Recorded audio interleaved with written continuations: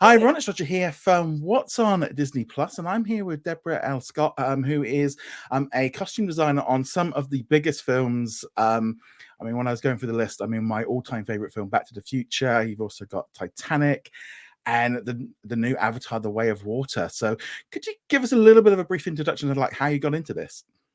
Well, I started very early. When I went to college, I was studying theater. And then I very quickly started to study design and sort of took it from there. Did a little regional theater, Shakespeare festivals, things like that, getting my skills up.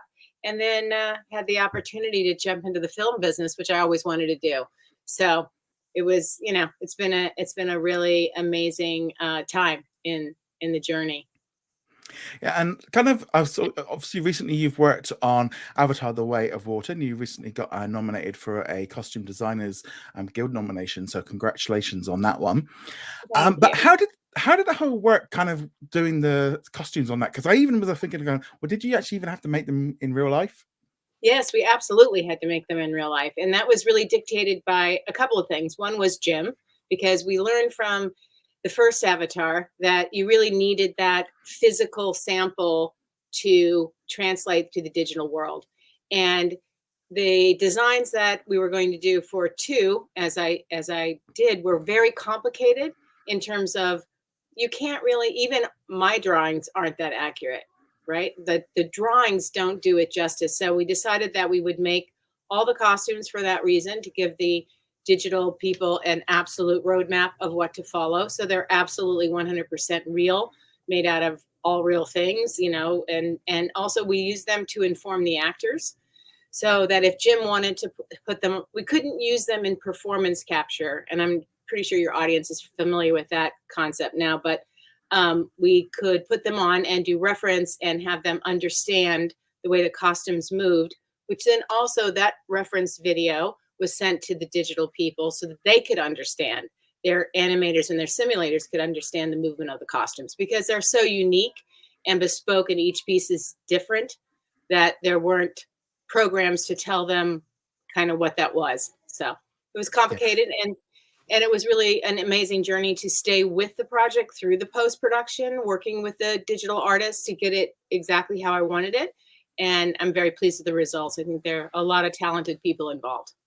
Yeah, I mean it's absolutely stunning, and watching it, it was amazing. And so, did you like even like test the costumes underwater, or was that a little bit too far? No, we did.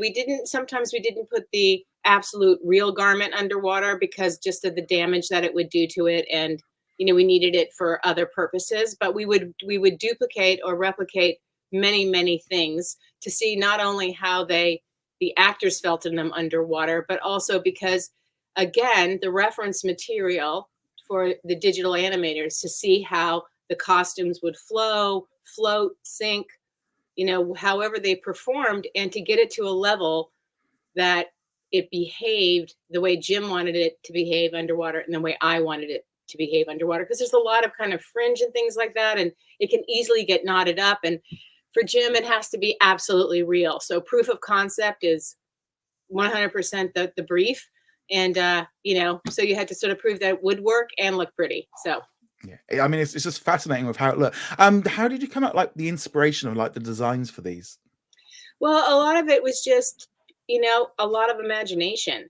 Um, we did a tremendous amount of research, just because again, the movie is very much based in the real world. It's not meant to be a science fiction, strange. You're meant to actually understand all the people. So you understand all these 9 foot tall blue people as being real to us. They don't. You sort of lose that artifice right away that they're strange or different. But I studied a lot of, we had the template from the first movie, which, we knew what the forest people, the basic rules of the guidelines for us to have for designing the costumes. And then I was allowed to take it, a lot further. So that was really fun. And then the new clan, the Ocean Clan, we studied people who, and mostly indigenous peoples who live on or near the water, literally all over the world. And you learn a lot of basic truths about what people do. And they tend to make their own clothing. They tend to make it from their environment. They use their environment. They're often quite decorative, and they group together as a people so that you understand where they come from, right? They're not confusing like us Western people, where you're like, I don't know where you're from. So, and then we settled sort of in the warmer climate area because Pandora is quite warm, and we knew they weren't going to be very well clothed. So we settled in greater, I would say, greater Polynesia, which you can see mostly in, I think, the hairstyles. I mean, people don't run around in loincloths anymore, and probably most of these cultures, Hawaiians, even people in Tonga and Samoa, they don't usually, it's a skirt usually, right? So in their traditional clothing. So it's there's a lot of departures. But I think you see it mostly in the hair, actually. The hair is extremely Polynesian, those long dark curls with the new clan. And Jim really wanted that because he loved the way it moves underwater. He's a great believer in motion in costume, and I think you can see it in the movie. We worked really hard on that all through the process to get that quite lovely and natural. Yeah, I mean, it's like anything you've just not really seen before, and you could really see like this. Was there that much of a difference between the first and the second films of how you approached it, being Oof. just much more physical? Yeah, yeah. Oh, absolutely. It was way, way more in depth. The first one was kind of everyone was getting to understand, a tiny bit of it. And then, there's so many new technological advances, the abilities of the VFX people to go very in depth. They were challenged, you're going to have to shoot, you're going to have to make water. And there's a lot of time. And also then to blend the real world, the live action shooting, which I did all that too, the real world where we built all the uniforms and the masks and all this technical stuff, how do you make the two, for me, it was how to make the two cultures different.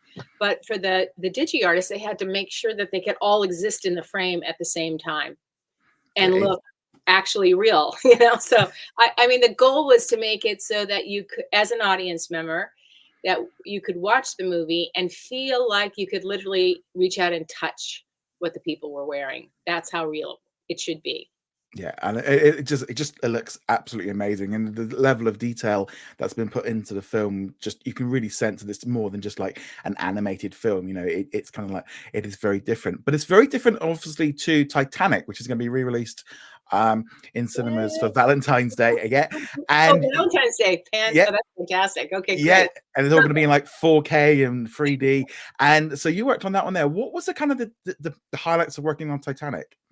Well, the Titanic was, being James Cameron again. He's just a stickler for detail. You're going to have to get it 100% accurate, right? So we studied tremendous. There's just so much research that went into that, and it was easier research in a way because we weren't using it as a jumping off point. We were using it as actually like, here's the template. This is what people looked like. There's photographs of people boarding the Titanic. It was a period where photography was you could use it. The only thing was that most of the photography was black and white. So we had to go really in depth and look at real garments of the time to understand the colors and things like that. And then, creating fashion for the 1900s was really easy in a way. It was fun. It was really, but very, very detailed. And the blend I did on that movie was to use real world things like actual period hats, for one thing, which are extraordinary, and having the ability to find them, purchase them, and sometimes rehabilitate the garments, but to put those against the things that I was making and hoping that they again looked equal, that the old things didn't look better because they're extraordinarily well made to the new things that we constructed. Yeah, I mean, I'm going to be looking forward to watching Titanic again when they re-release it. And but yeah, just thank you so much for taking your time out to speak to us about both Avatar: The Way of Water and Titanic, which will all be in cinemas over the next couple of months, and then later on Disney Plus Yeah. here in the UK. Well, But again, thank you so much for taking thank your time you out. very, very much for being interested. And everybody, as we always say, get out to the cinema. Thank you very much for watching this video. Make sure you go check us out over at whatsondisneyplus.com. Like, follow, and subscribe. Also, a huge thank you to all of our supporters over on Patreon and also on our YouTube channel memberships. And I shall see you guys in another video. Laters.